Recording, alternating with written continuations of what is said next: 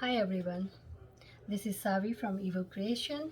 Um so when I started my YouTube channel, I said I'm going to discuss about some of the time. I'll also discuss the process behind some of the pieces I made and maybe discuss culture throughout. That's whole theme behind a lot of the pieces I make, discussing just learning about different cultures. So as I if you have gone to my website, as I have mentioned that my my heritage, or I grew up in India. I was born there, but my parents immigrated from Nepal to India, both of them, and then I was born there, and my sister.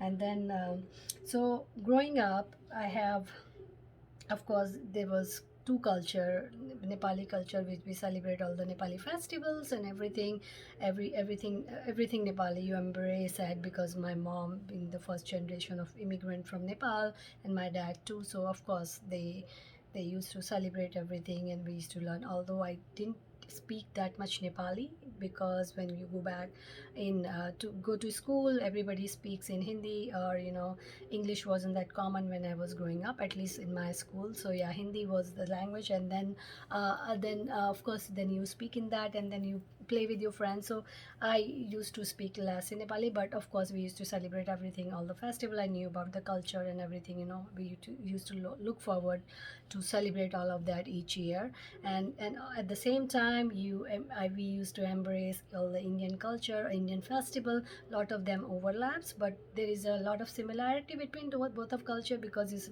in this, we are just neighbors, India and Nepal, and there is a cultural influence, a lot of influence going uh, through centuries, and even the past. So there is that influence, but still there is a lot of similarity, but there is a lot of difference, a big difference in the way people dress up there versus in India. The food, there is a lot of food difference in the food, the way the food is cooked, a lot of spices. So that's just the basic thing I'm talking about. But if you go on a micro level, there's a lot of other differences, but other than just geographic difference. So yeah, uh, um, this piece, Life in Nepal, this piece is based on the one of the time when I was in high school, like 2 years before I finished my high school.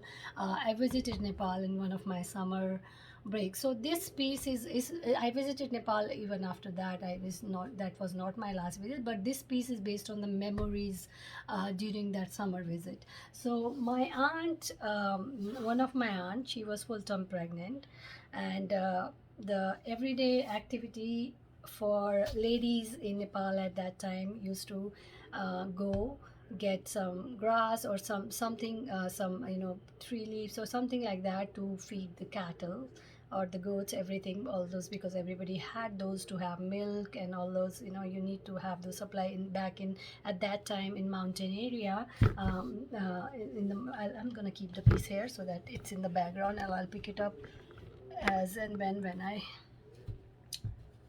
sorry, I have, maybe I'll keep it here, sorry.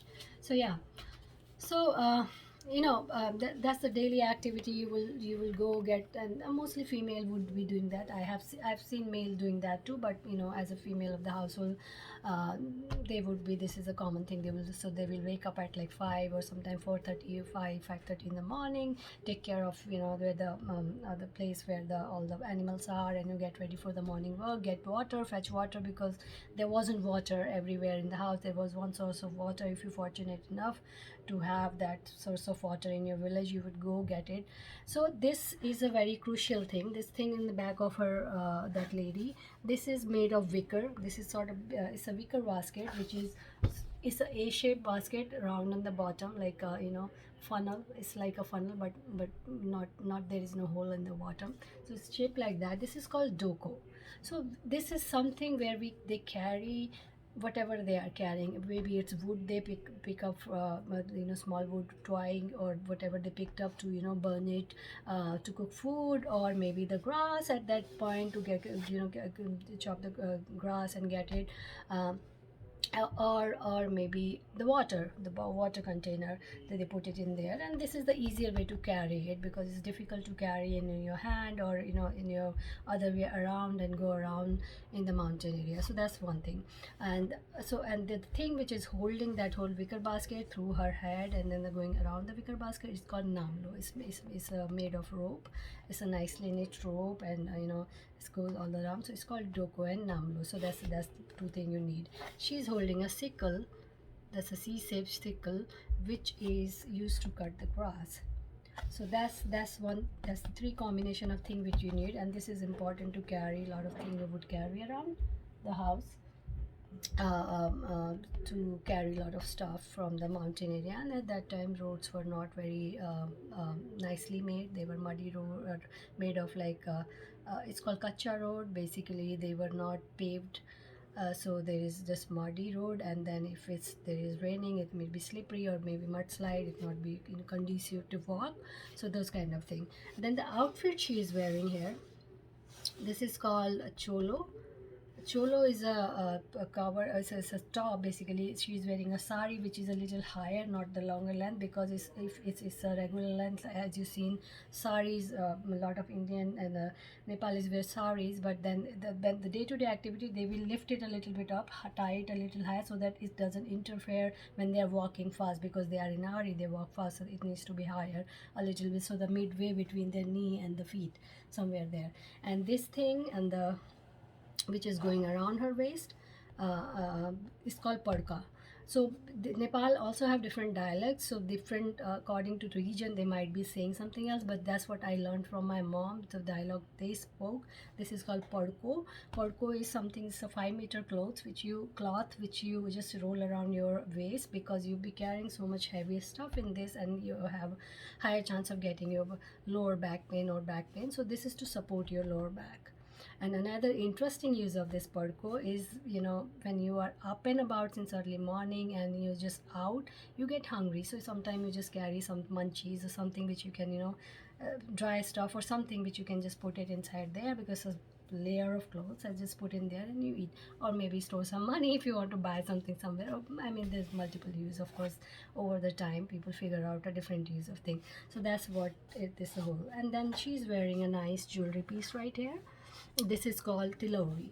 So tilori is basically is something which only married women wear, unmarried women don't wear. So that's a sign that the female is married if she's wearing the tilori. So it's a nice glass beads. I think I can show you the beads. I should have them with me somewhere here. So these are the variation of these beads right here. These kind of beads. They come in different, they come in round or come in like this tube shape, or different colors. Mostly green and red is the very famous color among married women with the wear. And the central pendant, which is called tilori, which is with the center part of the tilori, which is made of gold. So it's a layer of metal. On the top of that they put the gold sheet. There is a particular spiky design which is a traditional design, and then below it has a big hole in it, and this like a tube. So it's you put the thread through it, and then there are multiple like 8, 10 or 20 threads going toward on which you put those beads. So that's how the tilori is made. And nowadays they have a different version of it, longer version which women wear across. So things, of course, fashion style has changed over the time, but still it's worn by married women. So that's one of the thing. So, and then of course the sindoor is a very I guess it's nothing uncommon. I mean, you must have seen, if you have seen Indian women or Nepalese women in Southeast Asia, this is also a common thing in, at least in India. Is in North India, it's fairly common to put married women, they put sindoor. That's a red color thing which they put on the forehead here. So that's another thing. So that's pretty much about this lady right there. And then she's going about her daily activity, getting some grass for the cattles, or going, she looks happy, active, because she's does a lot of activity. So of course that's why she looks very active. And you can see houses in the background. At that point, I think now the roads are, they have nice paved roads, so because of that, I think it's possible to get cement and all that bricks, so make good. It's possible to make nice those, you know, cement houses with all the material coming. At that point, it was transportation was something uh, was not very common. So you sometime if you have your village there, you would get a couple of miles, or at least a mile and a half or 2 miles before your village, because there is no road connecting there, which is a proper road for vehicles. So you would get down there, and from there you walk to your village. So that's what I did when I was going. I visited during this time in uh, uh, uh, from which I created this piece. So you see, I made the houses red because at that time houses were made, but they were not proper brick and cement houses. So they would make it, and then they put a coat of red. It's a kind of mud. It's like terracotta mud or something like that, but it's a red color. So you make a paste of it, and like you would paint, then you would paint it with a rag of clothes. You will just dip it in, and then you paint the whole walls like that to make it look neater, nice, and you know, it's to keep it intact for a long term, because it's rain, there is a lot of weather and all those things. So that's what the house is are right there. And I'm sure it's been a long time, and things have changed. And after that, when I visited over the years, there were roads, there were a lot of changes, even which I have witnessed.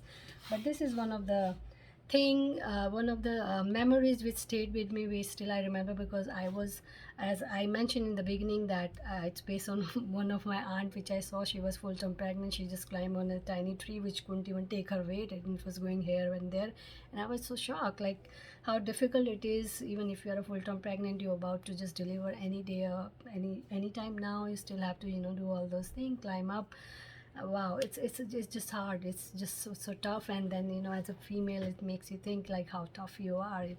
Life toughens you up. And then, so yeah, that's why I made this piece. And if I have to, you know, paint Nepal now, it would be completely different. Except of course the mountain would be there, but the life itself, the life in Nepal would be different, a lot of different. And I guess maybe one day I will just paint and then, you know, have a comparison and see. I hope you like the piece. I hope you like the story behind the piece, and maybe you learn something about, you know, Nepal, some of the things. So let me know if you have any comments, any question, and I would be uh, I will try to, since I'm just getting started, I will try to post my video regularly, at least if not come many time, at least once a week for sure. Talk about something, and let me know in the comment if you want to listen to about some of the other pieces. If you visit my website link will be in link is there in my channel, and then you can go visit. And if you want to have interested in another piece which you want to hear more about, I can discuss that. I would be very happy to discuss that. And you know, so there it is. And don't forget to subscribe to my channel, and you know, press on the bell icon so that you can get any notification if any updates. And I will try to regularly post. Thank you for watching. Thank you for your time. Subscribe. Bye.